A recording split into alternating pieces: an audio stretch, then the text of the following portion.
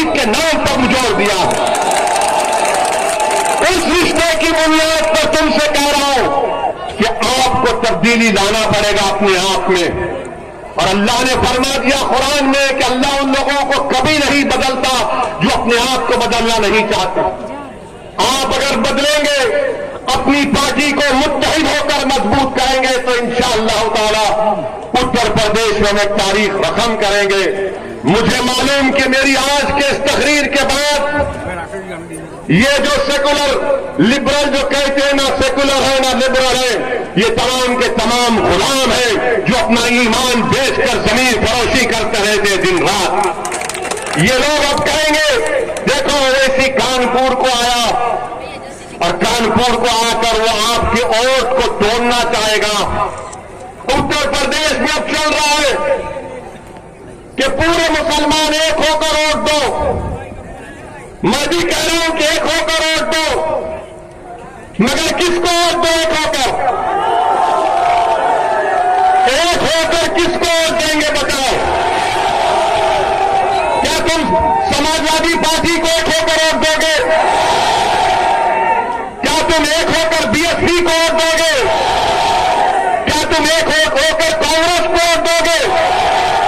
क्या तुम एक होकर बीजेपी को वोट दोगे?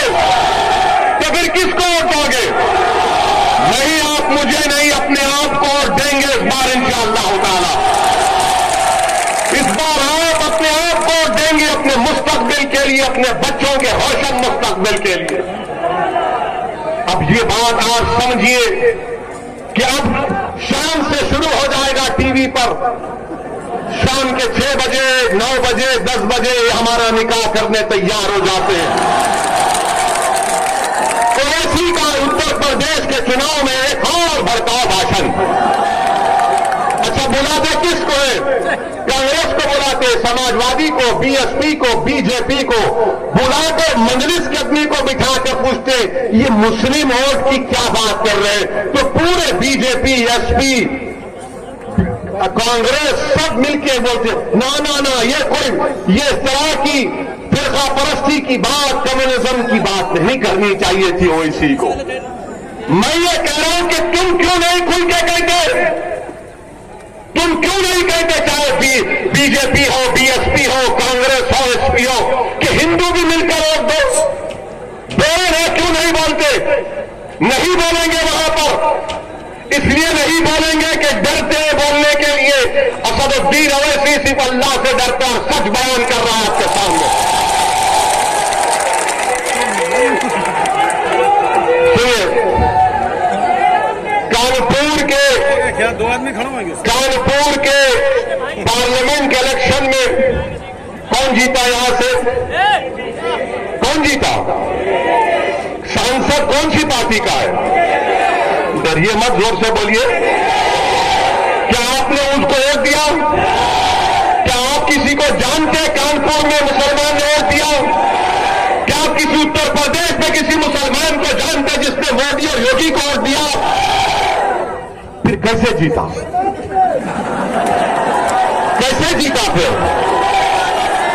कैसे जीता बताइए ना, कैसे जीता? किसने जिताया? अब हम ये सवाल करते हैं तो इनके पास जवाब नहीं रहता। यानी मुस्लिम वोट की बात आएगी, तुम हमको छोड़कर नहीं जाना, तुम हमारे घर के नौकर हो, गुलाम हो, कैदी हो, तुम अपने मुस्तकबिल के बारे में नहीं सोचना, हम तुम्हारे आका हैं, हम सोचेंगे।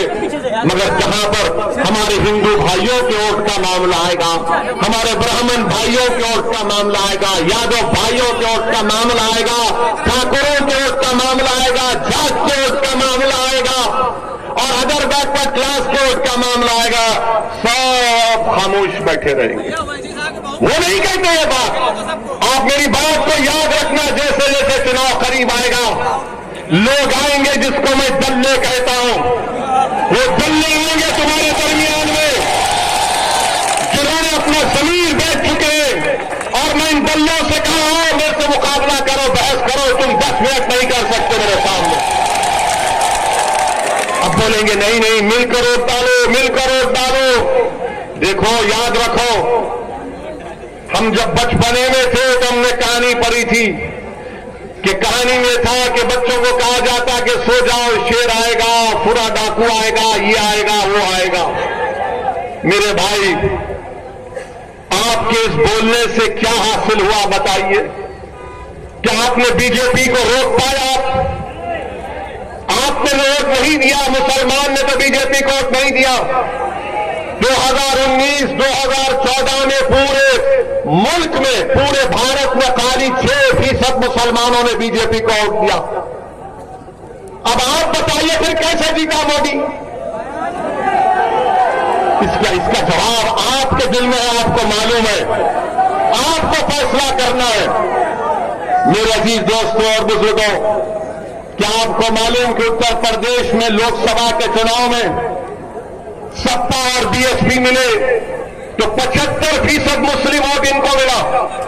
75% आपने झोली भर भर के दिया इनको। आपके दिमाग में बात पैदा हो कि डालना है, मुझे मोदी को हराना है।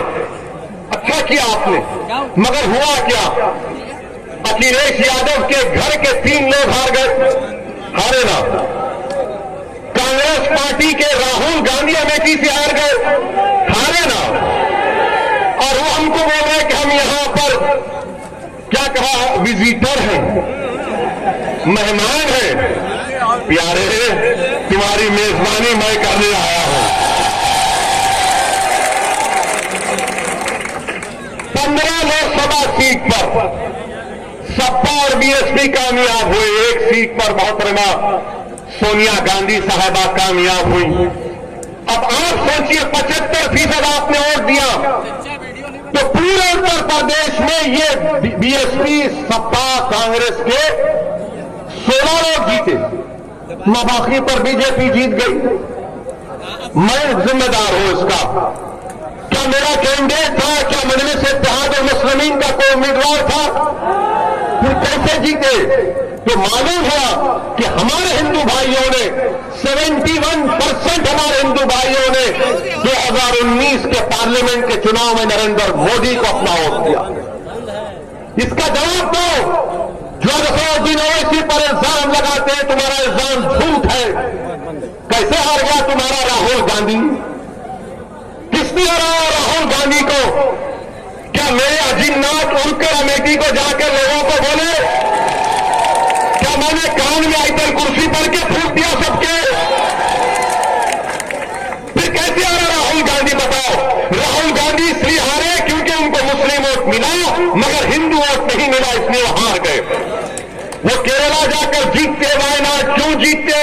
इसलिए जीतते हैं कि उस कॉन्स्टिट्यूंसी में 35% के करीब मुसलमान हैं, वहां पर जीत गए। अमेठी में नहीं थे, अमेठी में हार गए, मगर हारने का राज, हारने की वजह वो ओवैसी की वजह से हारे। यानी अब ये हाल हो गया कि अगर इनके घर में कल भैंस दूध नहीं देगी तो बोलेंगे ओवैसी सामने से गया था। कल सुबह 4 बजे सुबह में मुर्गा बांग नहीं देगा तो बोलेंगे नहीं, ओवैसी की तकरीर रात में मुर्गा ने सुना था इसलिए पुकारना भूल गया। और अगर कोई 50 साल का होकर भी शादी ना करे तो बोलेंगे नहीं, इसमें भी सोचना पड़ेगा क्या वजह है। अरे हर चीज की जिम्मेदारी मुझ पर, हर चीज की जिम्मेदारी मुझ पर। मेरे अजीज दोस्तों और बुजुर्गों, मैं आपको बताने आया हूं कि हर समाज का लीडर है, हर समाज के पास उनके सियासी पहचान है, उनकी क़यादत है और इसीलिए उनके मसाइल हल होते हैं। पूछो, आप बताओ अपने आप से कि CAA का जब कानून पार्लियामेंट में बनाया जा रहा था, पूरी पार्लियामेंट में बीजेपी के 300 MP के सामने, अमित शाह के सामने किसने बताया कि CAA का कानून काला कानून है? और अमित शाह के सामने हमने कहा है कि अम्बेडकर के बनाए संविधान के खिलाफ है, ये काला कानून है, मैं इसको नहीं मानता, उस कानून को फाड़ दिया मैंने। आप बताइए ये लोग क्या कर रहे थे? आज मजलिस को कांग्रेस सपा बोलती है कि ये काटते हैं।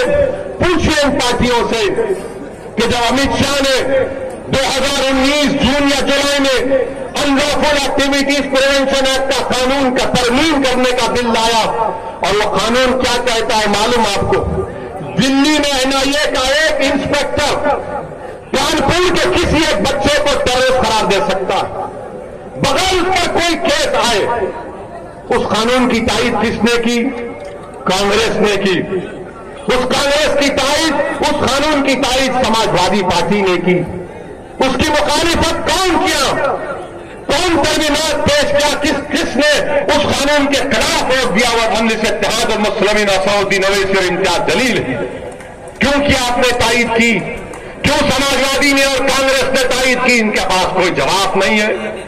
मेरे अजीज दोस्तों और बुजुर्गों, ये सब लोग हारते हैं। 2017 का चुनाव हार गए, कांग्रेस और समाजवादी मिल गए।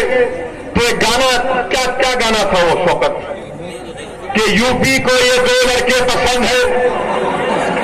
कहा था ना, यूपी को ये दो लड़के पसंद है। बह गए 300, बीजेपी जीत गई। फिर आपने 2 साल के बाद पार्लियामेंट में बहन जी के साथ अलायंस किया, आप नहीं जीत पाए। अब हम जब आ रहे हैं, अच्छा मजलिस क्या करती है? हम सिर्फ भारत के पार्लियामेंट के इलेक्शन में 3 सीट लड़े। एक हैदराबाद की आवाम को लाखों सलाम, हमने बीजेपी को फिर से हराया। नरेंद्र मोदी आकर मेरे खिलाफ कैंपेन किए। आपके मुख्यमंत्री को भी लाया गया था, बाबा भी आए थे। फिर ये राहुल गांधी भी आए थे, चार मीनार के दामन में जलसा किए। कांग्रेसी कह रहे थे कि हमको जलसा करने नहीं देगी मजलिस। हमने कहा करो चार मीनार के दामन में। हमारे लोकल डीसीपी साहब बोले कि सर आपको कोई एतराज नहीं है। बोले हम क्यों एतराज है, कोई कहीं पे कर सकता। जलसा किए, मीडिया के लोग आकर पूछे कि इनका जलसा हुआ। मैंने कहा हाँ, ये चार मीनार हमारे अब्बा की इमारत है, अब्बा के सामने आई है। कुछ नहीं चला, हार गए। अरे हर चीज की जिम्मेदारी मजलिस पर डाल दो, क्योंकि लोग जानते हैं कि जिस दिन भारत का मुसलमान इन बातों को समझ जाएगा कि मेरे वोट की कोई कीमत नहीं है और मेरे वोट से मोदी बीजेपी नहीं जीत रही है, मैं अपने वोट का सही इस्तेमाल जब करूंगा, जब अपने पार्टी के उम्मीदवारों को कामयाब करूंगा, जब हम मुत्तहिद रहेंगे, आपके दिल दिमाग में शुक्र को शुबात होंगे। अरे नहीं, इसको वोट देंगे तो क्या होगा? मेरे भाई, मैं आपसे अपील कर रहा हूं कि जिंदगी में एक मरतबा कभी अपने आप के लिए वोट देकर देखो। तुमने बरसों तमाम को दिया, क्या हासिल हुआ तुमको बताओ? तुमने आज हम तमाम ने सुना कि अतीक साहब की अहलिया हमारी बहन है। उस बहन अपने शौहर का खत पढ़कर सुना रही थी तो जज्बात से मगलूब हो गई। 5 साल से अपने शौहर को नहीं देख पाती। बच्चे अपनी बाप की मोहब्बत से महरूम, घरों को डमोलिश कर दिया गया। आजम खान जेल में है, बकरी चोरी के केस में केस बुक हो जाता है। मुख्तार जेल में और उत्तर प्रदेश की जेलों में 27% मुसलमान। ये गवर्नमेंट ऑफ इंडिया का डेटा है, अंडर ट्रायल है। उत्तर प्रदेश में 5 साल और 15 साल के दरमियान में जो बच्चे स्कूल को नहीं जाते, 60% मुसलमान है। उत्तर प्रदेश में अगर ग्रेजुएट सबसे कम निकलते हैं तो मुसलमानों के 2%।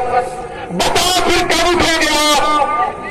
कब उठोगे आप? बताओ, तुम्हारा खून चूसा जा रहा है, तुम्हारे तरक्की के राहों को खत्म कर दिया गया, तुम और नीचे नहीं जा सकते। अब तुम समंदर की तह पर आ चुके हो, यहां से उठना है आपको, उठना है। और ऐसे उठोगे इंशाअल्लाह ताला, जैसा अल्लाह के हुक्म पर जो सूरज निकलता है, ये बादल फटेंगे, तुम मेरी बात को याद रखो इंशाअल्लाह ताला। सूरज निकलेगा, सूरज की किरणें चमकाएंगी आपको, और जब धूप आएगी तो दुनिया समझेगी कि हाँ, जिसको हमने 60 साल झूठ और धोखा देकर दबा कर रखा, आज वो बाशऊर हो चुका है, आज वो अपने हक को पहचान चुका है, आज वो उठ चुका है। याद रखो, आज आप नहीं उठेंगे तो नुकसान किसका होगा? नुकसान समाजवादी का नहीं होगा, नुकसान बीजेपी का नहीं होगा,